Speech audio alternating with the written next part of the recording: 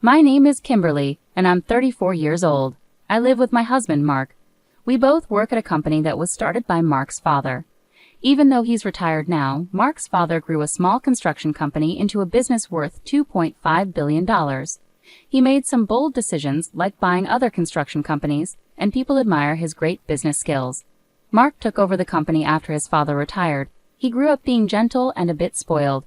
While Mark is kind, I sometimes think he's not decisive enough to be a good husband and company leader. Mark has said things like, "I'm not meant to be an executive, so I'll probably just be a figurehead president." That would be easier for me. He doesn't seem serious about running the company. We've been married for 5 years, but recently I've been unhappy with Mark's lack of drive. Unlike my husband, I believe I can make decisions well. When my father-in-law was active in the company, he seemed to value that about me and gave me important responsibilities. Before I married Mark, I worked at a bank, so numbers and finances have always been a big part of my work life. After getting married, I planned to be a full-time homemaker, but my father-in-law asked me to join the construction company. Once I started working there, my father-in-law included me in high-level meetings where we discussed how to manage the company. At first, other executives were surprised to see me there because I'm the founder's daughter-in-law, but they started to respect my opinions as I contributed thoughtful ideas.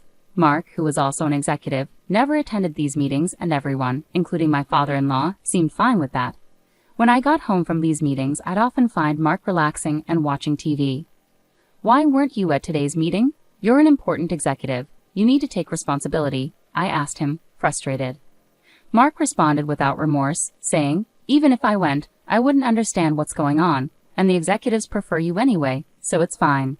He seemed to dismiss my involvement in the board meetings, perhaps finding it bothersome. Meanwhile, my father-in-law appeared to be grooming me to take over the company, teaching me everything about running the business. As someone new to managing a business, I found the work fulfilling and aimed to meet his expectations. About 2 years after I started attending meetings, my father-in-law retired completely. The executives started coming to me for important decisions, sidelining Mark. I thought this would motivate Mark to focus more, but instead he became even less committed. He would show up at the office in the morning but leave by noon, heading straight home. At home, he never mentioned work and seemed completely uninterested in the company. Meanwhile, I was getting more and more busy with increased responsibilities at work. After my father-in-law retired, the executives started relying on me heavily, and I was handling tasks similar to those of a CEO. The company was large, with many employees, and I worked hard to boost sales and profits for everyone's benefit. Thanks to the efforts of our team, sales were rising, and I found managing the company increasingly exciting, fully immersed in my work. Meanwhile, Mark seemed to be losing interest in his job, and his presence at the company was dwindling. Our conversations at home became fewer, and our marriage started to feel strained. Then, one day, Mark came home and casually mentioned, "I bumped into your sister today, and we had lunch together." My sister, who is 2 years older, had recently gone through a divorce because of an affair. Her angry ex-husband had caused quite a scene at our family home, and Mark, who had more free time than me, went there to calm him down with his gentle and easygoing manner. Surprisingly, my pampered husband managed to defuse the situation. My sister told me, being a CEO is amazing. He easily diffused my raging husband. "Oh," she praised him. It seemed that Mark's calm and cheerful demeanor had disarmed my sister's angry husband completely. My sister ended her marriage by paying compensation to her ex-husband, and since that incident, her opinion of Mark seemed to change. Before, she had viewed Mark, who was impressive-looking but seemed indecisive, as just a wealthy, spoiled man. Now she seemed to see him as a capable CEO of a company.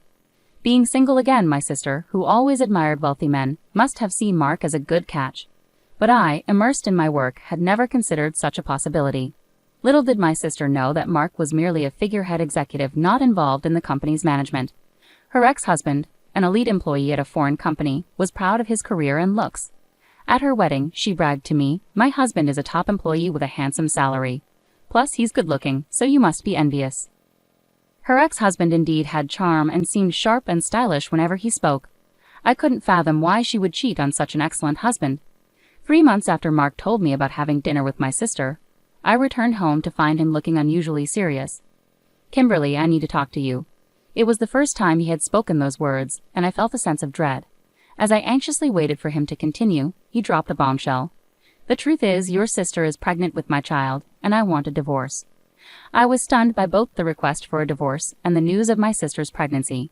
Shocked into silence, I couldn't respond, and Mark went on, "She wants to come over on her next day off to talk about everything, so please be prepared.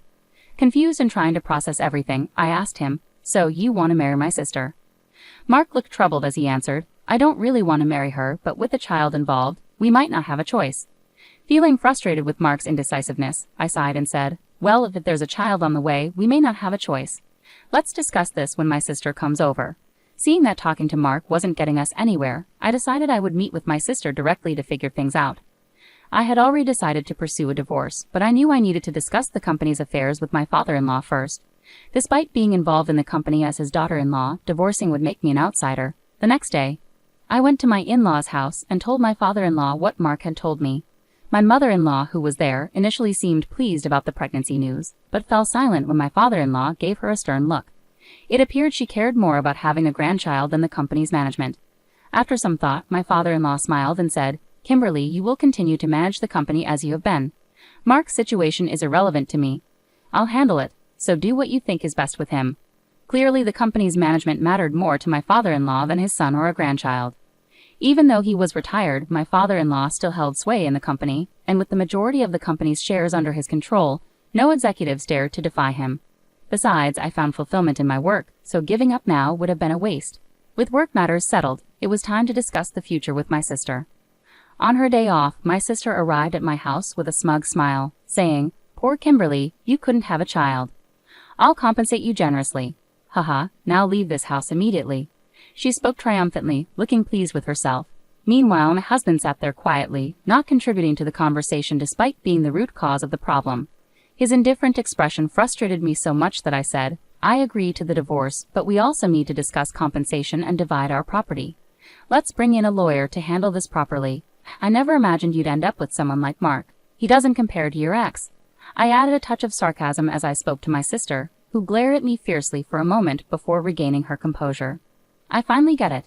It's not about a man's appearance, it's about who he really is inside," she said, as if she had figured out my husband's true character.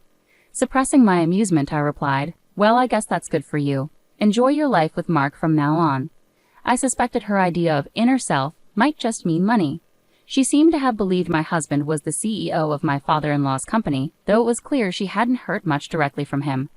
After our discussion, my sister announced she was moving in and had movers ready. I had anticipated her impulsiveness and already arranged for a new apartment. With a lawyer by my side, I had prepared documents for property division and compensation claims. The next day after moving out, negotiations began. During the talks, my husband remained passive, seemingly uninvolved, while my sister did all the talking. "As I've said, I'm willing to pay any amount for compensation, so just decide," my sister declared. Hearing this, my lawyer decided to pursue compensation not just from my husband, but also from my sister. Despite earlier warnings that getting compensation from her might be difficult due to previous obligations, my lawyer saw an opportunity since she had openly agreed to pay. When it came to dividing property, my sister confidently stated, "This mansion originally belonged to Mark's family, so it shouldn't be included in the division, right?" The lawyer responded calmly, "This property is owned by the company, so that decision lies with the company." My husband, thinking it was his father's property, asked, "Really? This house wasn't my dad's?" He didn't seem surprised. In contrast, my sister panicked and snapped at the lawyer, "Wait, so does that mean I can't live here?" The lawyer replied matter-of-factly, "Since it's company property, you can stay here if the company approves." My sister visibly relaxed upon hearing this. "Okay, why didn't you say that earlier?" "It's fine because Mark, the CEO, lives here, right?" she asked, assuming Mark held a high position.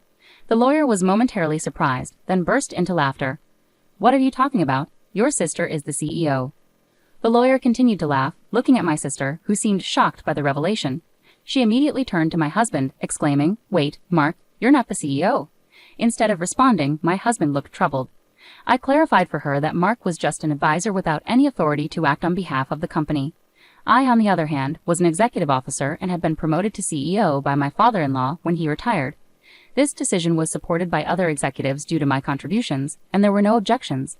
As for Mark, his father had arranged for him to receive an executive salary as an advisor, despite not actively working.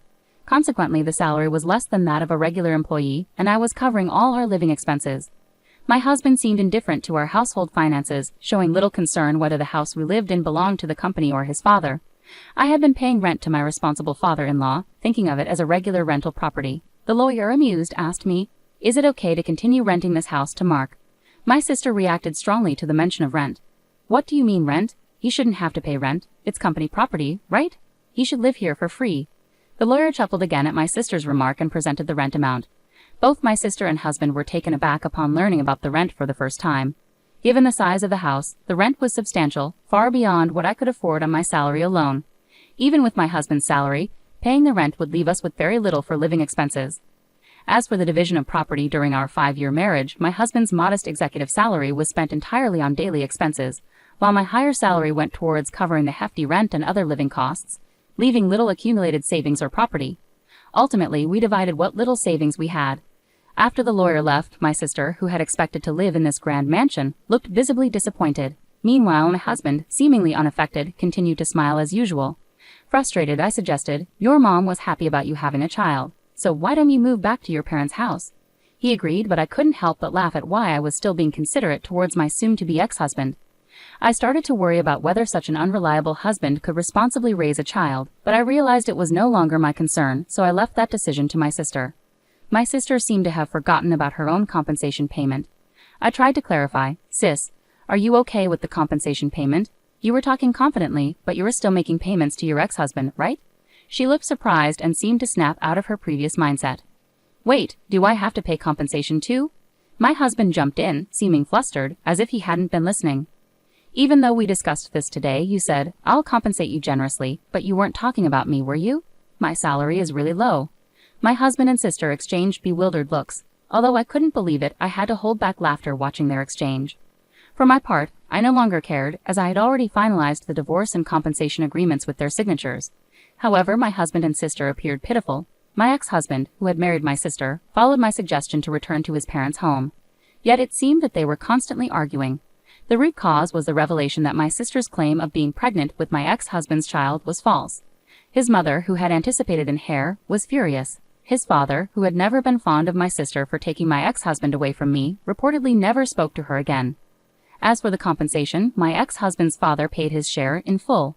However, my sister pleaded with her father-in-law to cover her compensation too. He angrily retorted, "You have no right to call me father." Disappointed and empty-handed, my sister fled from my ex-husband's family home and has been missing ever since. It seems she only remarried my ex-husband to avoid paying compensation. My ex-husband briefly considered reconciling with me, but his father sternly admonished him, saying, "You shouldn't even think about starting a family. You can't even take care of yourself." I have no intention of reconciling with him either, having lost all trust when he betrayed me with my sister. His indifferent attitude during our discussions disgusted me further. Subsequently, he was dismissed from his executive position, resigned, and now works as a temp. Meanwhile, I have continued as the CEO of my company and am content without thoughts of remarriage, as I find fulfillment in my work. Even after separating from my ex-husband, I maintain a close relationship with my father-in-law, seeking his counsel during challenging times. For now, I see myself married to my work, dedicated to the welfare of my employees.